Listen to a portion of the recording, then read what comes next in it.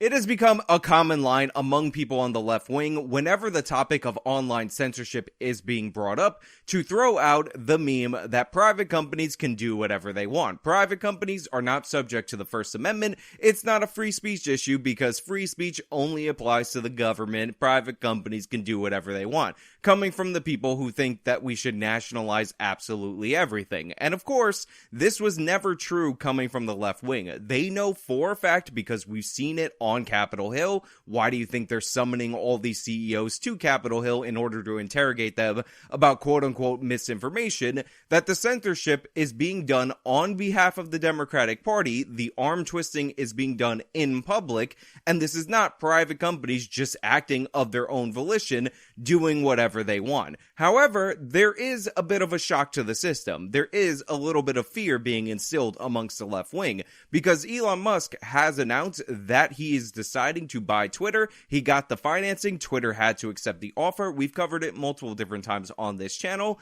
and the deal has gone through. And Twitter is actually going to be changed from a publicly traded company to a private company, which allegedly should mean that they can do whatever they want. Of course, this has led people in the left wing to call for Twitter and all these social media companies to be turned into utilities. Funny how that works.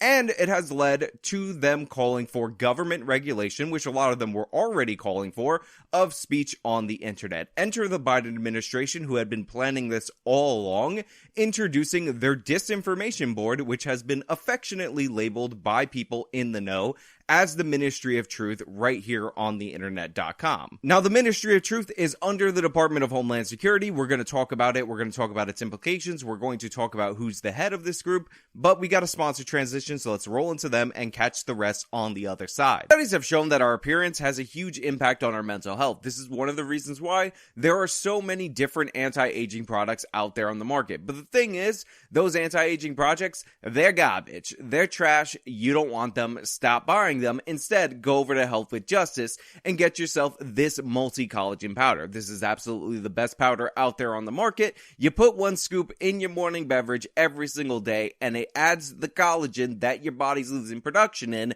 thus causing the aging problems, thus solving that problem. Look at my baby skin. Look at the glow. Oh my God, healthwithjustice.com. Get yourself 51% off. healthwithjustice.com. Information laundering is really quite ferocious. It's when a huckster takes some lies and makes them sound precocious by saying them in Congress or a mainstream outlet. So disinformation's origins are slightly less atrocious.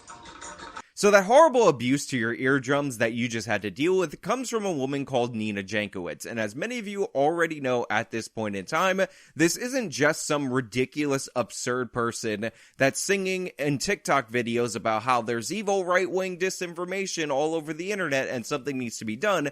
This person has actually been put up as the head of Homeland Security's censorship department.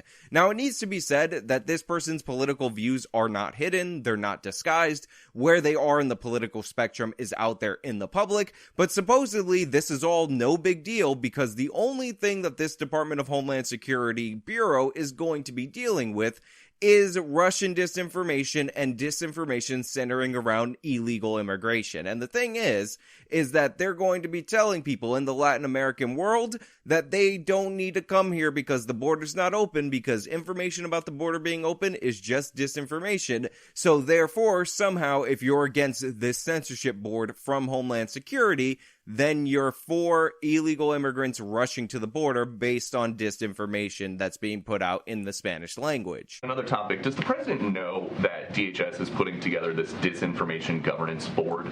Well, Peter, I think I would note, and I'm not sure if this has been in your reporting yet, but this is a continuation of work that was done under the prior administration, under the Trump administration, to take steps to address disinformation, address the use of disinformation in helping smugglers prompt the movement of more migrants across to the border. I would note that the first example given in the announcement about this was DHS's work to understand how, quote, misinformation spread by human smugglers that prey on vulnerable populations attempting to migrate to the United States. So for anyone who's out there who may be concerned about the increase in migrants to the border, this is the kind of apparatus that's working to address disinformation. Now, the reason I bring up the illegal immigration thing and the counter-messaging information that is in Latin America telling those people to rush the border is because this This is the red herring in the project. This is the tactic that the Democrats always use, where they adopt supposedly a right-wing purpose for their thing in order to enhance their own power, and then when Republicans oppose it, they talk about how Republicans don't actually care about this issue that they campaign on. I'd also note that the first example they gave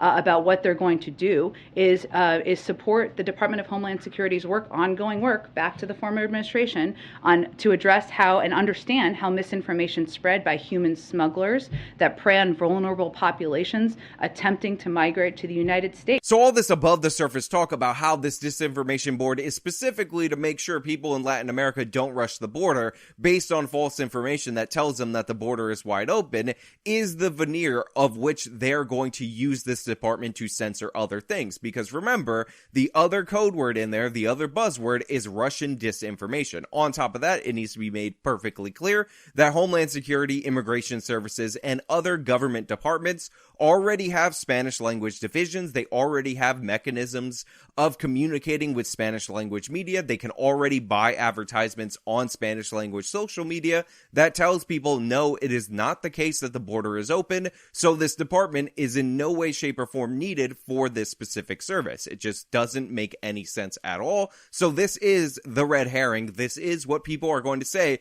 Well, I guess Republicans are hypocrites about immigration if you talk about how sinister this board actually is. Because Russian disinformation, we know, is a code word for anything that the left wing doesn't like. We know that they labeled the Trump campaign Russian disinformation. All the evidence that they put forward of this Russian disinformation was about $170,000 worth of Facebook ads that didn't seem to reach that many people. A lot of them had broken English. A lot of them were put in swing states, to be honest, to cause more division. But the ads that were put forward in the non-swing states promoted things like Bernie Sanders or Black Lives Matter or whatever, anything and everything to cause division. But again, because they cost so little, because they didn't get such wide circulation, they were relatively ineffective on the 2016 election. Yet we still hear time and time again about how the Russians are coming, Russian disinformation is everywhere, and this has caused social media to censor on behalf of the Democratic Party. Yes, I'm talking about Twitter, the Hunter Biden laptop story, for example,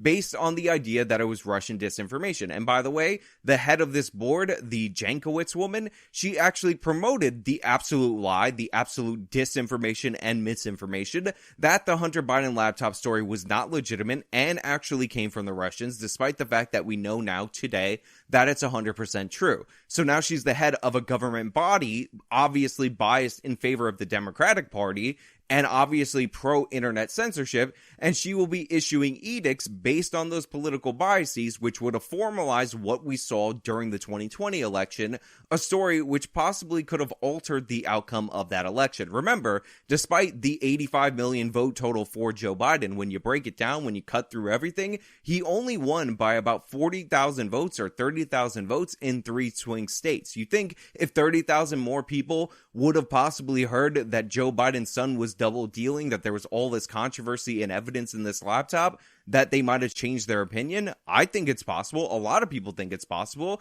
And yet it was suppressed from Twitter. And now we're going from the informal mechanisms of suppression, which is from Democratic arm twisting and labeling things Russian information, to all of a sudden the government body doing the same thing with the force of government, which will cause the media, of course, to repeat and regurgitate those premises based on what is done by this horrible, terrible singing woman. It's how you hide a little lie. It's how you hide a little lie. It's how you hide a little lie. When Rudy Giuliani shared that intel from Ukraine, or when TikTok influencers say COVID can cause pain, they're laundering disinfo when we really should take note and not support their lies with our wallet, voice, or vote. Oh!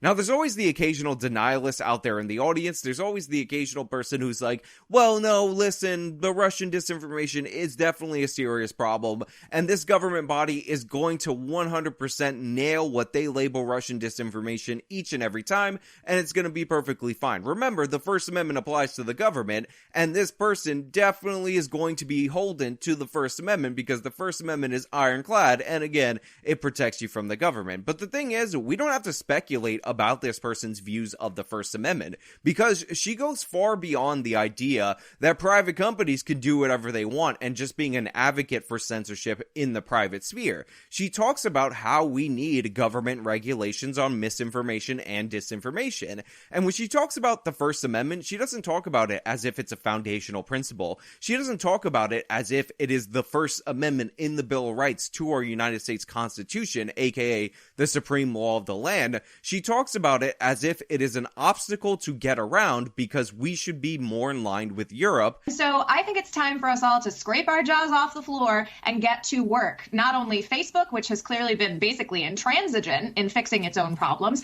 but Congress, which through its own, partisanship has really lost a lot of time and created such a large hole that we now find ourselves in, with Facebook now, moving into the metaverse, which frankly, I want no part of if Facebook is at the helm. They've shown no corporate or technological responsibility to bring us into an area that could open us up to more and more harms. And we need Congress to do something about it, just like they would regulate an unsafe vehicle or airline.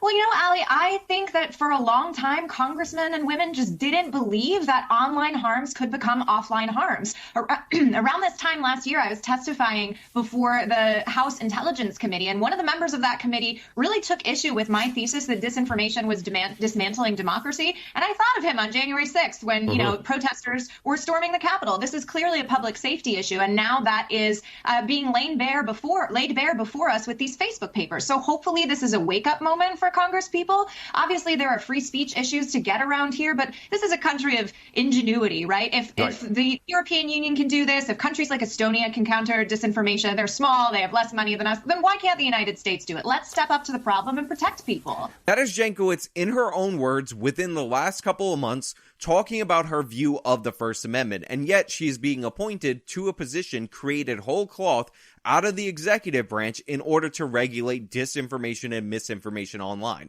Somebody who thinks we need regulations on social media companies, and these regulations need to be in the vein of fighting disinformation, somewhat similar to our European counterparts who do not have a First Amendment, who actually criminalize many forms of speech that are legal in the United States of America, because we got the ingenuity to get around it. So that's what she's going to be doing in this Department of Homeland Security office. She is going to be getting her lawyers together and trying to figure out unique, innovative ways to subvert your rights. Because if she says it in a light voice, maybe if she sings it to you on TikTok, you'll be like, oh wow, isn't this nice? This lady's harmless. She's basically a buffoon. No big deal. I'll definitely let her take away my free speech rights. Look at her TikTok videos of her singing on TikTok. On top of that, can we just point out the fact that we all know that TikTok is a company that is tied into the Chinese Communist Party? This woman is all about misinformation and disinformation, and yet one of her modes of communication is a company tied heavily to communist China that is known for censorship and altering information in order to promote a certain set of values. And that is the avenue that she chooses to talk about foreign disinformation spreading on the internet. Isn't it funny how that works? Isn't it funny how we always talk about right-wing politics, anti-democratic politics, in the vein of it somehow being connected to the Russians? Yet this person is operating freely on a website that is owned by a Chinese company. I know they did that thing where they transferred the American branch of it, but come on, let's be serious about what's going on here. And that's totally fine. That's no big deal. Anything that we talk about in relation to China, nothing to worry about. Shut your face. Calm down. Get out of here. We talk about the Chinese lab leak theory. This lady labels it misinformation and disinformation, and it's dangerous for you to speculate that a lab in China that specifically studied coronaviruses, that appears to be at the origin point of this coronavirus that we've all been dealing with, might have somehow led to the leak of that coronavirus. That's horrible. That's misinformation and disinformation, and now no longer will you be banned just by Twitter for spreading that obvious link and definitely plausible hypothesis. Homeland Security will be looking into you for spreading all that misinformation. Oh my God, isn't it so harmful? The fact sheet that they put out, what they noted yesterday, what they noted in there is that this is meant to, one, the first bullet was about protecting privacy, civil rights, and civil liberties, and the First Amendment. They said the primary mission is to establish best practices practices to ensure that efforts to understand and respond to disinformation are done in ways that protect privacy, civil rights, and civil liberties.